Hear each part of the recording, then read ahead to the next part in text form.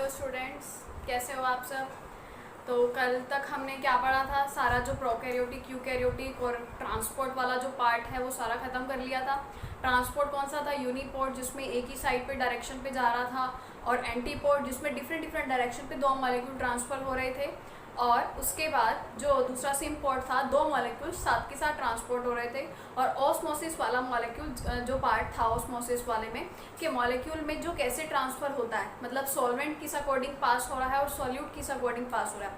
I hope आप सबको अच्छे से समझ आ गया होगा कि डिफ्यूज़न में तो सीधी सी बात थी कि high concentration to low concentration चला जाता है, बट अगर मैं ऑस्मोसिस की बात करूँ तो low concentration to high concentration solute जा रहा था और सॉल्वेंट हाई टू लो जा रहा था, बट जाता एरो एक ही साइड है, बट दो चीज़ें अलग अलग है। सॉल्यूट के केस में अलग होता है, सॉल्वेंट के केस में अलग होता है।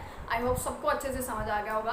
तो आज मैं बात क्या करने वाली हूँ, जैसे मैंने प्रोकैरियोटिक और यूकैरियोटिक सेल में बात की थी कि प्रोकैरियोटिक सेल में सेल ऑर्गेनेलिज पूरी तरह से डेवलप नहीं होती और बहुत सारी तो ऐसी होती है जो होती ही नहीं। यूकैरियोटिक सेल में बहुत सारी सेल ऑर्गेनेलिज जो है वो डेवलप होती हैं। अब सेल ऑर्गेनेलिज क्या हैं, जो सेल को बहुत सारी रिएक्शंस में काम करने में हेल्प कर रही होती है। बहुत सारी ऐसी रिएक्शंस में कोई भी रिएक्शन हो सकती है, चाहे एनर्जी की फॉर्मेशन में, कोई फूड प्रिपरेशन की फॉर्म में, या डाइजेशन में, या कोई भी चीज़ अंदर सर्कुलेट हो रही है, वो एब्जॉर्ब करवा रही है फूड, किसी भी टाइप की सेल ऑर्गेनेली हो सकती है। तो सभी सेल ऑर्गेनेली को जो है हम आज से शुरू करेंगे। तो सबसे पहले मैं जो सेल ऑर्गेनेली की बात करूँगी वो कौन सी है, energy related cell organelle. Energy related cell organelles, इनकी बात करूँगी, ठीक है। एनर्जी रिलेटेड सेल ऑर्गेनेलीज हमारे पास दो होती हैं, दैट इज वन माइटोकॉन्ड्रिया और सेकंड वन इज प्लास्टिड्स, ठीक है। माइटोकॉन्ड्रिया और प्लास्टिड जो है वो एनर्जी रिलेटेड ऑर्गेनेलीज है, मतलब यहाँ से क्या है, सेल को एनर्जी मिल रही होती है, एनर्जी की फॉर्मेशन हो रही होती है, ठीक है। और इन दोनों ऑर्गेनेलीज को ऑटोनॉमस भी बोला हुआ है, सेमी ऑटोनॉमस। ऑटोनॉमस मतलब जो अपनी तरफ से ही फूड बना लेती हैं, मतलब अपनी तरफ से ही एनर्जी की फॉर्मेशन कर लेती हैं। जैसे प्लांट्स को ऑटोट्रॉफिक बोला हुआ है ना, क्योंकि अपना फूड वो खुद बना लेता है। अब इन दोनों ऑर्गेनेलीज के क्या होता है, डीएनए और प्रोटीन जो होता है अपना खुद का होता है, मतलब एनर्जी फॉर्मेशन के लिए इनको किसी की नीड नहीं पड़ती, तो इसलिए इनको सेमी ऑटोनॉमस ऑर्गेनेली भी बोला गया है। तो ये दोनों ऑर्गेनेलीज में से मैं सबसे पहले उठा रही हूँ माइटोकॉन्ड्रिया को। माइटोकॉन्ड्रिया की बात करते हैं, ध्यान से सुनना। अभी मैं क्या बात करूँगी, माइटोकॉन्ड्रिया की सबसे पहले हम डिस्कवरी की बात कर लेते हैं। डिस्कवरी क्या है, सबसे पहले जो साइंटिस्ट आए थे वो कौन थे, Albert von Kolliker. Albert von Kolliker कौन थे, एक साइंटिस्ट जिन्होंने क्या किया था, माइटोकॉन्ड्रिया को सबसे पहले डिस्कवर किया था। कब किया था, 1857 में। कैसे किया था, ऐसा क्या किया था जब माइटोकॉन्ड्रिया सबसे पहले इन्होंने डिस्कवर कर लिया, इंसेक्ट्स में देखा था। इंसेक्ट्स में भी कहाँ, उसकी फ्लाइट मसल्स में। फ्लाइट मसल्स मतलब जैसे इंसेक्ट फ्लाई करता है तो ऑब्वियसली उसकी विंग में वो जो मसल्स हैं जो उसको फ्लाई करने में हेल्प कर रही होती हैं। अब वो मसल्स में ऑब्वियसली वहाँ पे माइटोकॉन्ड्रिया की नीड पड़ी होगी कि माइटोकॉन्ड्रिया उसको एनर्जी प्रोड्यूस करके दे रहा है ना, माइटोकॉन्ड्रिया से ही एनर्जी मिल रही थी। तो ये फ्लाइट मसल्स में सबसे पहले उसने देखा था, लेकिन नाम माइटोकॉन्ड्रिया नहीं दिया था, नाम दिया था सार्कोमेयर। क्या नाम दिया था, सार्कोमेयर। फिर उसके बाद कुछ सालों बाद एक और साइंटिस्ट आए जिनका नाम क्या था, कार्ल बेंदा। ये कौन थे, ये साइंटिस्ट एक और, जिन्होंने इसको एक और नाम दे दिया था, जब वो नाम क्या आया था, माइटोकॉन्ड्रिया। माइटोकॉन्ड्रिया की फॉर्मेशन मतलब इन्होंने की थी, मतलब इस नाम की डिस्कवरी इन्होंने की थी। बट ऐसा कुछ भी होता है कि एक ऐसी ऑर्गेनेली होती है जो एनर्जी की फॉर्मेशन करती है, मतलब पूरे के पूरे पावर हाउस बनाने में काम कर रही होती है, एनर्जी प्रिपेयर करने में काम कर रही होती है। क्योंकि बहुत बार हमने छोटे होते से 9th क्लास से सुना है ना कि माइटोकॉन्ड्रिया जो है एटीपी की फॉर्मेशन करता है, मतलब एनर्जी बनाता है, जिस वजह से उसका दूसरा नाम क्या पड़ गया, power house of the cell. तो ये उसकी डिस्कवरी थी। पहले साइंटिस्ट आए थे एल्बर्ट वॉन कोलिकर, जिन्होंने फ्लाइट मसल्स में देखा था बट नाम दिया था सार्कोमेयर। दूसरे साइंटिस्ट आए थे कार्ल बेंदा, जिन्होंने माइटोकॉन्ड्रिया की डिस्कवरी की थी एग्जैक्ट में। तो हुआ क्या था, इन्होंने क्या बोला था, इनकी ही बातें सारी की सारी करनी है हमने आज। हुआ क्या था कि नंबर ऑफ माइटोकॉन्ड्रिया, इन्होंने कहा कि जितने सेल में कोई भी एक सेल है, जितने ज़्यादा उसमें नंबर ऑफ माइटोकॉन्ड्रिया होगा, मतलब जितना नंबर ऑफ माइटोकॉन्ड्रिया ज़्यादा होगा, अगर जितना ये ज़्यादा होगा नंबर ऑफ माइटोकॉन्ड्रिया, उतना क्या होगा, उसमें एनर्जी ज़्यादा होगी। ऑब्वियस सी बात है, माइटोकॉन्ड्रिया ने क्या करना है, एनर्जी बनानी है। जिस सेल में माइटोकॉन्ड्रिया ज़्यादा हुआ, एनर्जी वहाँ ज़्यादा होगी। जिस सेल का क्या मतलब है, आप ये सोचोगे कि सेल का क्या मतलब है, कौन सा सेल, मतलब प्लांट सेल, एनिमल सेल, कोई भी सेल, किसी भी सेल में नंबर ऑफ माइटोकॉन्ड्रिया जितना ज़्यादा है उतनी ज़्यादा वहाँ पे एनर्जी की फॉर्मेशन होगी, ठीक है। बट अगर मैं प्लांट्स और एनिमल्स को कंपेयर करूँ, तो प्लांट्स एंड एनिमल को कंपैरिजन में अगर हम लेके जाएं, तो एनिमल्स को माइटोकॉन्ड्रिया की नीड ज़्यादा होती है इसके कंपैरिजन में, क्योंकि एनिमल्स ने क्या करना होता है, फूड के लिए इधर उधर लोकेट करना है, इधर उधर फूड के लिए जाना है, और या फिर हमने कोई स्पेशलाइज हमारे पास ऑर्गन है, या हमारी बॉडी में, एनिमल्स की बॉडी में कंपैरेटिवली प्लांट से ज़्यादा रिएक्शंस चल रही होती हैं, जिसकी वजह से क्या है, नीड भी ज़्यादा है एनर्जी की। तो एनिमल्स को माइटोकॉन्ड्रिया की नीड ज़्यादा होती है, एनर्जी की नीड ज़्यादा होती है प्लांट्स के कंपैरिजन में। मैं ऐसा नहीं बोल रही हूँ कि प्लांट्स को माइटोकॉन्ड्रिया की नीड नहीं होती है, बट एनिमल्स के कंपैरिजन में कम होती है, ठीक है। तो ये हो गया, नंबर ऑफ माइटोकॉन्ड्रिया जितना ज़्यादा, एनर्जी उतनी ज़्यादा, बट एनिमल्स में माइटोकॉन्ड्रिया ज़्यादा होता है क्योंकि ज़्यादा एनर्जी की नीड होती है, ठीक है जी। अभी सिर्फ इतनी सी बात है। और जनरली जो काम होता है माइटोकॉन्ड्रिया का, काम होता क्या है, एक तो एटीपी की फॉर्मेशन करता है, मतलब एनर्जी की फॉर्मेशन करता है, जिस वजह से इसका नाम क्या पड़ गया, power house of the cell, ये नाम पड़ गया इसका। और दूसरा इसका काम क्या होता है, सेलुलर रेस्पिरेशन का, मतलब रेस्पायर करने में ये हेल्प कर रहा होता है, सेलुलर रेस्पिरेशन। दो काम होते हैं इसके माइटोकॉन्ड्रिया के, ठीक है। तो अब मैं यहाँ पे बात किसकी करूँगी, स्ट्रक्चर की। स्ट्रक्चर एक बार मैं बना लेती हूँ, ये स्ट्रक्चर देखो यहाँ पे,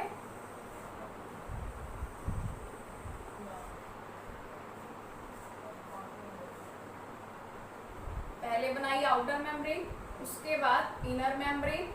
तो यहाँ पे आपको सबको साफ नजर आ रहा है कि जो आउटर मेम्ब्रेन है वो बिल्कुल रेगुलर है, मतलब स्मूथ है, और इनर मेम्ब्रेन पे बहुत सारे फॉल्ट्स हैं, ठीक है।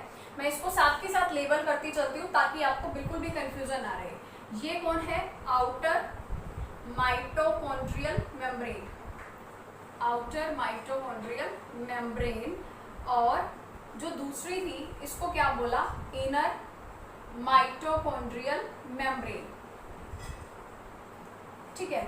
अब इनर माइटोकॉन्ड्रियल मेम्ब्रेन और आउटर माइटोकॉन्ड्रियल मेम्ब्रेन के बीच में आपको स्पेस नजर आ रहा है, इसको क्या बोल देंगे, पेरी माइटोकॉन्ड्रियल स्पेस। मतलब यहाँ पे फ्लूइड प्रेजेंट होगा, खोखला तो नहीं हो सकता ये भी। ये जो फिंगर लाइक प्रोजेक्शंस नजर आ रही है, जिसकी वजह से जो इनर माइटोकॉन्ड्रियल मेम्ब्रेन है, आउटर माइटोकॉन्ड्रियल मेम्ब्रेन बिल्कुल स्मूथ नजर आ रही है, इनर माइटोकॉन्ड्रियल मेम्ब्रेन पे बहुत सारे फोल्ड्स नजर आ रहे हैं। ये जो फोल्ड्स होते हैं, फिंगर लाइक प्रोजेक्शंस, इसका नाम क्या होता है, इसको बोलते हैं क्रिस्टे, क्रिस्टे बोलते हैं इसको, ठीक है। अब इस क्रिस्टे पे क्या होता है, यहाँ पे छोटे छोटे से पार्टिकल्स होते हैं, यहाँ पे पार्टिकल्स प्रेजेंट है, कुछ कुछ छोटे छोटे से। इन पार्टिकल्स को क्या बोलते हैं, F1 पार्टिकल्स, ठीक है। अब इनर माइटोकॉन्ड्रियल मेम्ब्रेन को, जैसे एक चीज है, जैसे मैं अपने हैंड की ही बात कर लूँ, ये है हाथ, तो यही होगा ना कि हाथ चाहे यहाँ से बात कर लो या यहाँ से बात कर लो, हाथ ही है। बट इस साइड पे अलग चीज है, इस साइड पे फेस इसका अलग है। मैं ये बोल दूंगी कि ये बाहर से ऐसा दिख रहा है, इनर साइड पे ये ऐसा है जिसको मैंने मुट्ठी में बंद किया हुआ है। तो वैसे ही ये फेस, मतलब ये इनर माइटोकॉन्ड्रियल मेम्ब्रेन जो इस साइड से नजर आ रही है, आउटसाइड से नजर आ रही है, और इस साइड से जो ये आउट इनर वाला पार्ट हो गया, इसका फेस अलग है, आउटर वाला फेस हो गया उसका अलग है। तो आउटसाइड से जो दिख रही है इनर माइटोकॉन्ड्रियल मेम्ब्रेन, उसको बोलेंगे सी फेस, मतलब नाम है इसका सी फेस। और यही इनर माइटोकॉन्ड्रियल मेम्ब्रेन का जो इनर वाला फेस होगा, उसका नाम क्या होता है, एम फेस। ये इसके जस्ट नाम है कि इस साइड से अगर देखें तो उसको सी फेस बोलते हैं, दूसरी साइड से अगर उसको देखें तो उसको एम फेस बोलते हैं। फिंगर लाइक प्रोजेक्शंस को क्रिस्टे बोल दिया, और इसके ऊपर जो छोटे छोटे से पार्टिकल्स हैं उसका नाम क्या है, F1 पार्टिकल्स। और यहाँ पे क्या होता है, राइबोसोम प्रेजेंट होता है, ठीक है। राइबोसोम हमने 9th क्लास में भी पढ़ा था। अब राइबोसोम की क्या होती है, जैसे यहाँ पे मैं बात कर लेती हूँ जनरल, एक राइबोसोम की ना 2 सब यूनिट्स होती हैं, मतलब काइंड ऑफ 2 कैटेगरी होती हैं। एक होता है 70S और एक होता है 80S। इसकी बात जो डिटेल में करूँगी वो बाद में करूँगी। तो माइटोकॉन्ड्रिया में, मतलब जब राइबोसोम पे पहुंचेंगे तब करूँगी। अभी सिर्फ इतनी सी बात कि राइबोसोम जो है एक 70S टाइप का होता है और एक 80S टाइप का होता है। माइटोकॉन्ड्रिया में जो राइबोसोम है वो 70S टाइप का राइबोसोम होता है, ठीक है जी। और इसके अंदर एक क्या प्रेजेंट होता है, सर्कुलर डीएनए प्रेजेंट होता है। ये सर्कुलर डीएनए प्रेजेंट है इसके अंदर, इसको बोल दिया सर्कुलर डीएनए। ठीक है, इतनी सी बात हो गई। अब इसके बाद बचा जो बीच वाला पार्ट, ये सारा का सारा यहाँ पे क्या प्रेजेंट होता है, मैट्रिक्स प्रेजेंट होता है। यहाँ पे सारा का सारा फ्लूइड प्रेजेंट है, इसको क्या बोलेंगे, मैट्रिक्स बोलेंगे।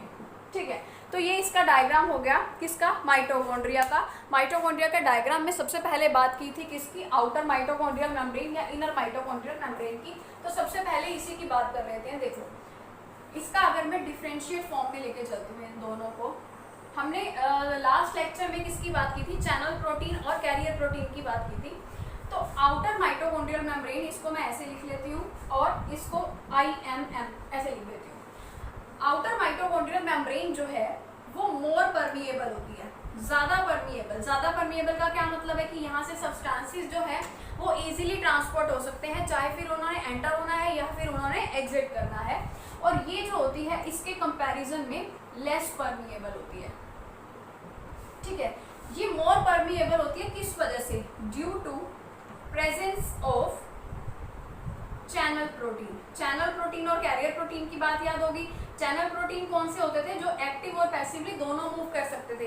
एक्टिव और पैसिव का क्या मतलब है, एक्टिव ट्रांसपोर्ट वो जिसको ट्रांसपोर्ट होने के लिए एटीपी की नीड थी, और पैसिव ट्रांसपोर्ट वो जिसको ट्रांसपोर्ट होने के लिए किसी एटीपी, किसी एफर्ट या किसी एनर्जी की नीड नहीं थी। तो ये मोर परमिएबल है क्योंकि यहाँ पे कौन प्रेजेंट होते हैं, चैनल प्रोटीन, और यहाँ पे एब्सेंस ऑफ चैनल प्रोटीन होता है। Less permeable due to absence of channel protein.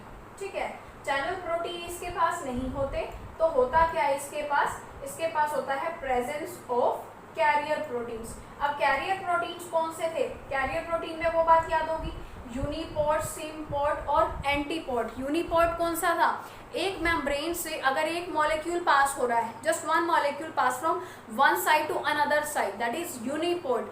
अगर एक मेम्ब्रेन से दो मॉलिक्यूल पास हो रहे हैं, मतलब एक साइड, जैसे ये मेम्ब्रेन हो गई, इस साइड से इस साइड पे जाना है, एक ही मॉलिक्यूल गया, दैट इज यूनिपोड। दो मॉलिक्यूल गए, दोनों यहाँ से निकल के दोनों पास हो गए, दैट इज सिमपोड।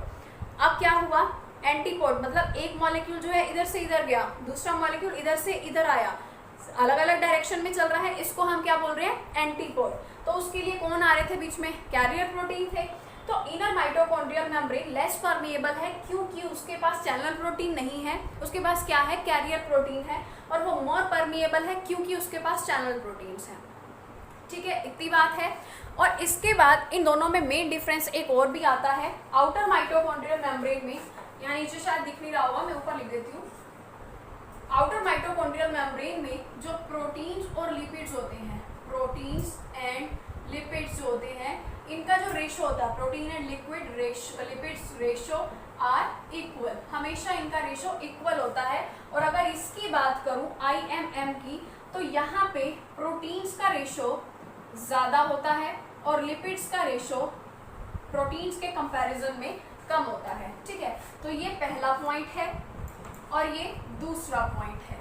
ठीक है, आउटर माइटोकॉन्ड्रियल मेम्ब्रेन ज़्यादा परमिएबल है क्योंकि उसके पास चैनल प्रोटीन है और उसका प्रोटीन और लिक्विड लिपिड्स का जो रेशो है वो भी इक्वल होता है।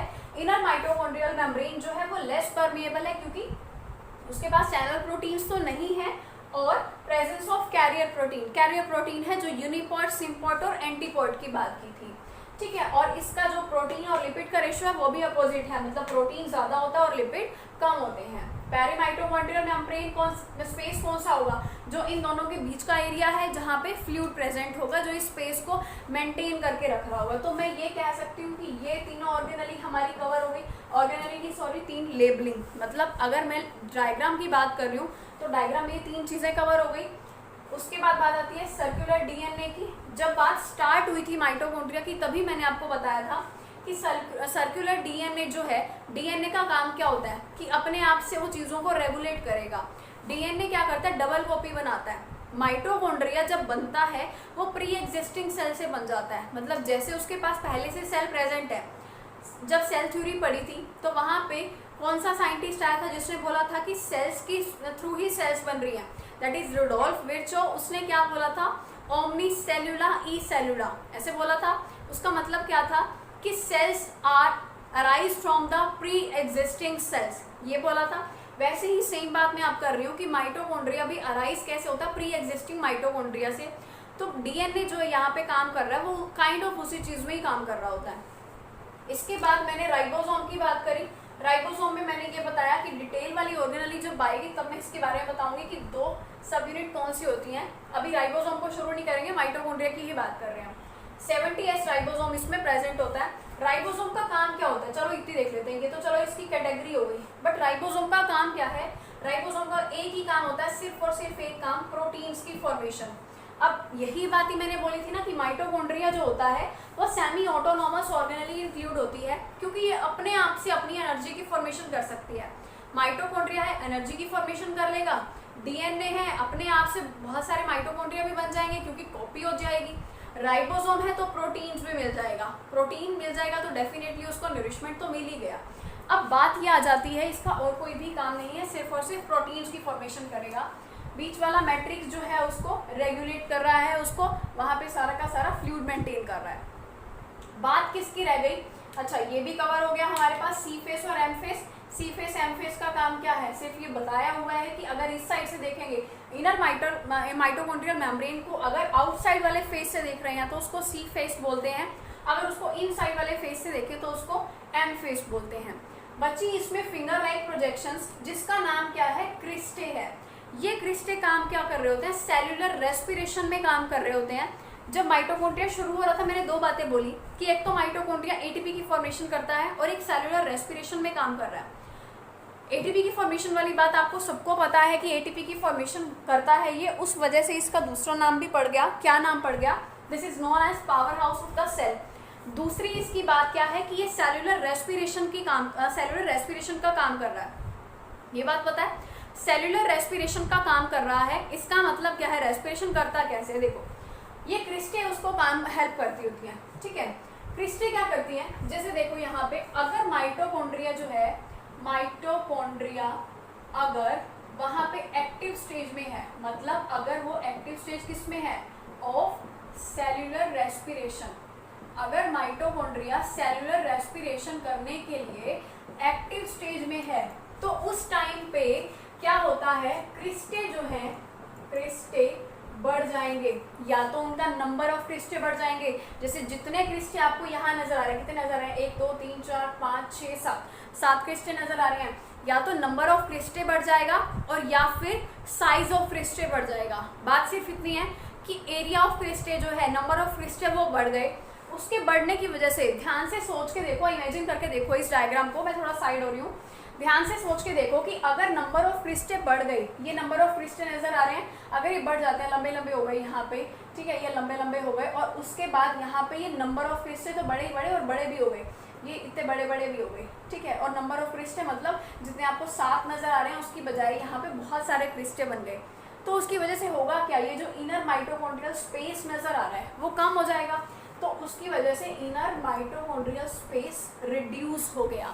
क्यों रिड्यूस हो गया, क्योंकि क्रिस्टे जो है वो इंक्रीज हो गए थे। मतलब अगर क्रिस्टे इंक्रीज होंगे तो उस टाइम पे इनर माइटोकॉन्ड्रियल स्पेस जो है वो क्या हो जाएगा, रिड्यूस हो जाएगा। ऐसा किस स्टेज में आके होता है, सिर्फ तब जब माइटोकॉन्ड्रिया एक्टिव स्टेज में है सेल्यूलर रेस्पिरेशन करने के लिए। मतलब अगर माइटोकॉन्ड्रिया सेल्यूलर रेस्पिरेशन करने के लिए रेडी हो गया है तो उस टाइम पे नंबर ऑफ क्रिस्टे या अमाउंट ऑफ क्रिस्टे या साइज ऑफ क्रिस्टे इंक्रीज हो जाता है, जिसकी वजह से अंदर का स्पेस कम पड़ जाता है। ऑब्वियस सी बात है ना, ये बढ़ जाएगा तो अंदर वाला स्पेस जितना नजर आ रहा है वो तो आधे से ज्यादा तो ये फिंगर लाइक प्रोजेक्शन ही खा जाएंगी। वैसा सेम कब होता है, जब ये इनएक्टिव स्टेज में होता है। जब इनएक्टिव स्टेज आएगी उस टाइम पे उल्टा हो जाएगा, ये क्रिस्टे जो है, क्रिस्टे रिड्यूस हो जाएंगे, reduced and inner mitochondrial space क्या हो जाएगा, इंक्रीज हो जाएगा। ये कब होगा, जब माइटोकॉन्ड्रिया है इनएक्टिव स्टेज में है। इनएक्टिव स्टेज में किसकी, जब वो सेल्यूलर रेस्पिरेशन मतलब नहीं कर रहा। जब कर रहा है तब तो ये क्रिस्टे बढ़ गए, क्रिस्टे बढ़ गए तो अंदर वाला स्पेस कम पड़ गया। जब नहीं कर रहा तो क्रिस्टे क्या है, कम। जैसे अभी नजर आ रहा है ना कि दूर दूर पड़े हुए हैं, कम भी हैं और छोटे छोटे साइज के भी हैं, तो अंदर वाला स्पेस क्या नजर आ रहा है, ज्यादा नजर आ रहा है। तो यही चीज, क्रिस्टे रिड्यूस हो गए, इनर माइटोकॉन्ड्रियल स्पेस इंक्रीज हो गया। ये इस स्टेज में क्या बोलते हैं कि माइटोकॉन्ड्रिया इनएक्टिव स्टेज में है, अदरवाइज माइटोकॉन्ड्रिया एक्टिव स्टेज में है। ये माइटोकॉन्ड्रिया का स्ट्रक्चर है। और इसके अलावा यहाँ पे जो F1 पार्टिकल्स थे, F1 पार्टिकल्स का दूसरा नाम भी होता है F1 पार्टिकल्स। इसका दूसरा नाम क्या है? ऑक्सीजोम्स। ऑक्सीजोम्स भी बोल देते हैं इसको। किसको बोल देते हैं? F1 पार्टिकल्स को।